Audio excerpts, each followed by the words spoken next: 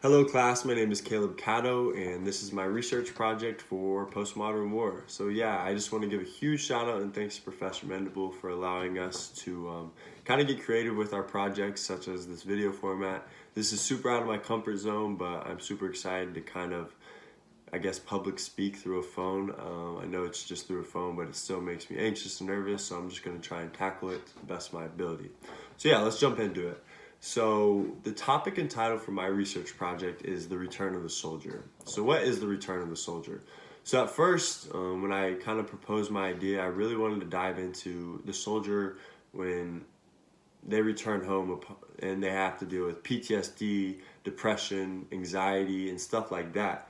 And not every soldier goes through that. Not every soldier sees war. Not every soldier sees combat. And Professor Mendable kind of stopped me in my tracks and pointed it out to me and let me know that not every soldier goes through those things.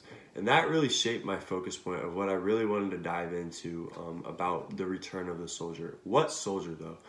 The return of the soldier that I'm dealing with is the soldier who might not go through combat, might not see war, might not have to deal with PTSD and stuff like that, but still has to transition back to regular life. What is life like for them when they return in their transition? And with that being said, I kind of want to dive into the background and the what and the why of this project. So for me, what motivated this investigation? Simply a lot of times when I find motivation and I find passion about a certain topic, a lot of it has to do with personal ties and stuff like that. So for me, family members that I know who have served, and most importantly, two friends that kind of fit this mold of what exactly I want to talk about within this research project of a soldier who has not seen combat, who has not seen war, but still has to return back to the normal life of, transitioning back to normal activities and stuff like that. And then kind of some guiding questions that I really thought about with this research are, what is life like for those who do return? What do they have to go through? What are their transition as far as, can they find a job? Struggle to find community, being lonely, making friends, and stuff like that. I really wanted to dive into that and kind of be able to open that avenue for the soldiers who have to return and for the audience or people like me who may not understand what they're specifically going through. So I really wanted to point that out as well. And then lastly, does this issue even matter? Why does it matter? This issue is so important because I think the stigma surrounding what a soldier truly is kind of in the wrong footing, and I'll explain that later in the video. But this issue is important because the avenue that needs to be open regarding the human civilian like myself, creating awareness for the soldier who is returning, is super important. So I really want to drive in the main argument and the heart of this research project.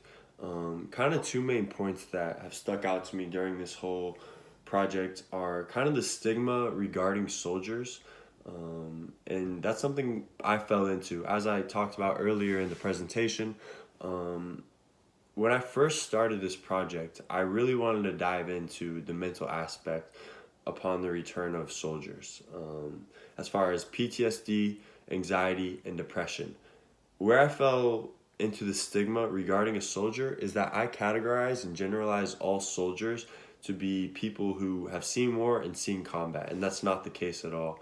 And that's something that I had to stop in my tracks and be like, wow, that's really not what goes on. Some soldiers might not see war, some soldiers might not see combat. Not all soldiers go through PTSD, depression, or anxiety. That's something that I feel like it's hard to put into words how important that is for the general population to understand. And that leads into my second point. There needs to be a better awareness, a better understanding, and a better relatability for general civilians like myself to relate to those who return from the military that might not necessarily see combat or war, that still go through the struggles of depression, that still go through the struggles of finding community, that still go through the struggles of connecting with family and friends when they return home, that still go through the struggles of not wanting to leave their bedroom because they're sad, they're upset, they're depressed, stuff like that. And I think that's super important. And those are the main 2 points that I really want to drive on this project is the stigma surrounding soldiers and how can we create a better understanding, a better awareness, and a better relatability to soldiers when they return home. And that goes hand in hand with soldiers who return home and the general population. Like for this research project, the most difficult task was definitely finding evidence to support the research. Simply because the research was so specific and the focus point was so specific as far as the soldiers who are returning home, soldiers who have not seen war, have not seen combat, but still have to deal with the transition back to human civilian life. The reasoning it was so difficult was because through my research and many articles read and stuff like that, a lot of what I looked up had to deal with and pertain to soldiers who had seen war, who had seen combat, who were dealing with post-traumatic stress because of what they saw in the war. So I was able to find real numbers that back up what my target and my focus was for this project. So here we go. I'm going to read some of those numbers, give you some real statistics, real evidence that back up what we're trying to get at. So as far as the numbers, 40% of service members do not see combat. So 4 out of every 10 soldiers do not see combat. And of those 60% remaining, so 6 out of 10 soldiers remaining, only 10% to 20% are deployed into combat premise. Plus, the majority of these members enter the arena as supporting units. They are not soldiers that are facing enemies face to face, so only 10% of the entire military force engages in battle. So that kind of puts things into perspective as to kind of get the stigma off of soldiers as far as all of them deal with PTSD, all of them see war, all of them see combat. That's not the case at all. It's not true. It's not like the movies. It's not what the stigma surrounded around them is gonna say. The numbers say different. Lastly, as far as supporting points, I really just want to touch on kind of a testimonial. I was able to interview my buddy who is making the transition from the Marines back into human civilian life. He gave me permission to talk about our conversation. So, like I said, he served in the military for 4 years. He's never seen combat. He's never seen war. So he's the perfect mold for what fits this research project. And basically, two of the things that he said he's struggling the most with is finding community and kind of that he just feels out of place and lonely. And he's struggling to connect. A lot of what he touched on was he's kind of instilled in the military habits and lifestyle. So he's very to himself. He's very kind of homebodied. He's really struggling to find a community and just get back into the routine of what we do as civilians. He didn't get the opportunity. Well, he chose to serve in the military, but shouldn't say opportunity.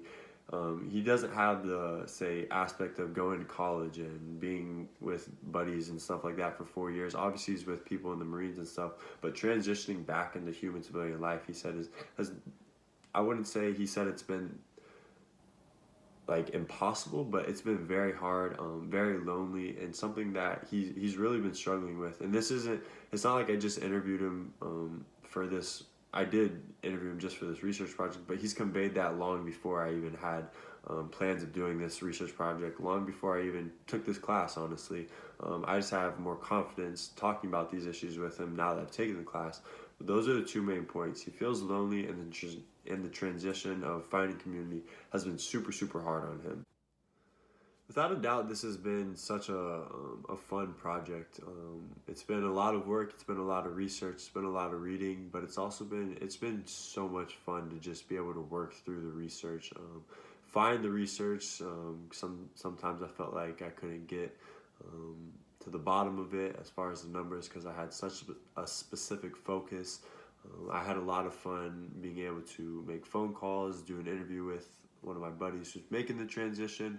So for me, it's truly been a blessing to be able to conduct this research and kind of bring it to life with these videos. I hope I didn't bore anybody. As far as how does this project relate back to what we've learned in class, for me, it relates kind of back to the militainment video and the stigma that we kind of saw in that video as far as what people portray war as. Also along the lines of one of the articles we read or books we read, and I forget what it was called, but it was basically one of the lines, it was a little girl talking about the soldier, and she basically said that, you know, soldiers kill and stuff like that. So that kind of stigma, I think, is kind of one of the main things that I kind of relate back to this class and how that ties into this project as far as the stigma that all soldiers see war, all soldiers see combat, and that all soldiers are dealing with PTSD, but not all of them do. Not all of them see that. As a matter of fact, the numbers say 40% don't see that. 40% of soldiers who serve in the military do not see combat, do not see war, and only 10% are face to face with battles. So I think that was pretty interesting, and I think that's a main point that kind of relates back to class. So I had a pleasure doing this project. It was probably one of my favorite finals to conduct, and I'm thankful I didn't have to just do a PowerPoint. I'm thankful I had the option to be creative and get out of my comfort zone. So thank you so much for listening.